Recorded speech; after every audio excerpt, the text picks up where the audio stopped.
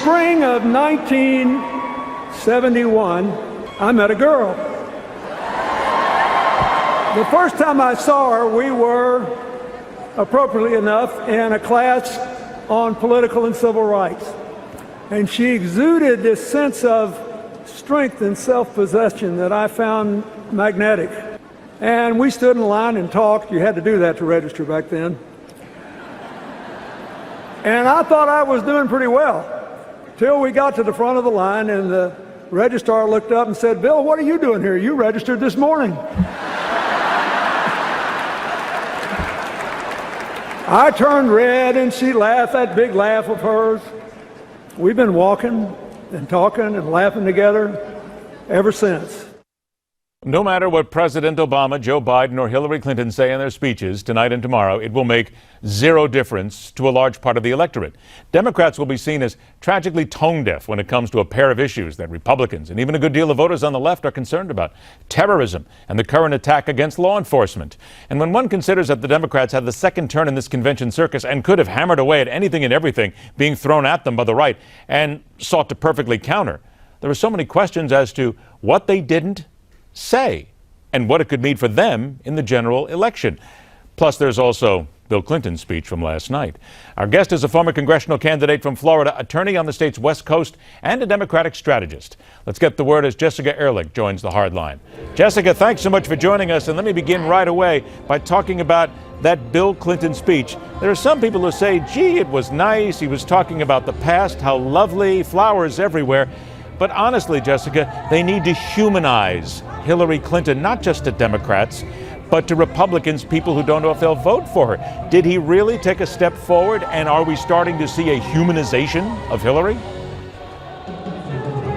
That was definitely, I think, the goal of the speech last night. But it was interesting because it was a good balance, I think, between having, the speech of a former president, which is always much more policy-driven and action-driven, versus the speech of a presidential spouse, which is much more usually, my husband is so honest and lovable and wonderful and trustworthy, which is like what we saw Melania deliver. And so we saw that sort of in the first half, where there was this humanization, this warm and sort of fuzzy speech. And then, he really kicked into classic Bill Clinton and delivered on exactly not only what Hillary has done, but what she will do. Tell you what, Jessica, the band is doing the best it can to drown you out, but we're going to move right on here because we're not going to let them do it, all right? I got a few minutes left, so let me hit you on this and what I talked about coming in. And don't worry, there's no dancing necessary on the show. You're okay. The two issues that I brought up that the Democrats are getting hammered for, they haven't talked about terrorism here in America and around the world.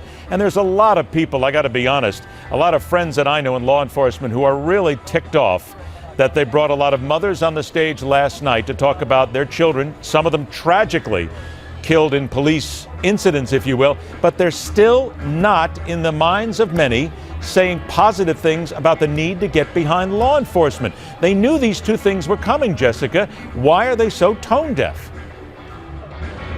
Well, they absolutely, Bill Clinton fully referred to the police last night in his speech as well. And in terms of foreign policy, there's been a lot of criticism, I think, from other people as well, that Hillary is very much more hawkish than, say, Bernie Sanders. So we already know that she was Secretary of State. We know that she has the chops to do the job on the international policy But if I might level. interrupt for a moment, I have to interrupt you for a second. Bit, I got to interrupt you for a second because they're not addressing it. What you're saying may be right, but in the first two nights, nothing about terror, nothing about getting behind cops. Why not? Well, but we still have, they did address getting behind the cops last night for sure. We heard that in Bill Clinton's speech, and we're going to hear more of that tonight, I think, on an international basis when we hear from Vice President Biden and from President Obama. For sure, there'll be more of an emphasis on that. The first two nights was definitely more about social issues, and I think the tenor and the tone of this entire convention is different than the RNC, and that the approach is more to focus on the positive, to bring people together, and all Americans, which is why it's been very multicultural, very sort of embracing of everyone. The Democratic Party is the Big Tent. It's not focused on one singular issue. It's focused on many issues, and we've still got 2 more nights to go, so we're going to see a lot more coming about all of those things that people are concerned about. All right. Whether it be, they've been going on constantly, the economy and everything else. Okay, I got 30 seconds. What do you believe President Obama and Joe Biden will say tonight?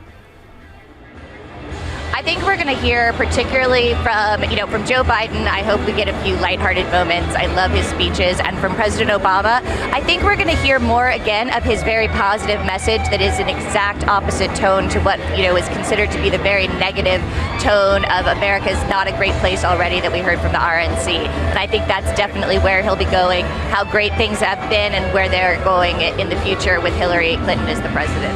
Jessica, let's be honest, it's always going to be lighthearted with Joe Biden in many ways because you always think the man probably has an ice-cold beer right next to him somewhere and he's getting ready to have one with everybody. It's just the way he comes across. Jessica Ehrlich, thanks so much for your time. Go enjoy the band. We'll look forward to talking to you next time. We're going to put a tighter light on the issue of cops and those seeking a rush to judgment with the judicial findings in Baltimore and what it says going forward, seeking to find rogue cops and not paint them all with a negative broad brush. That's coming up next right here on The Hardline.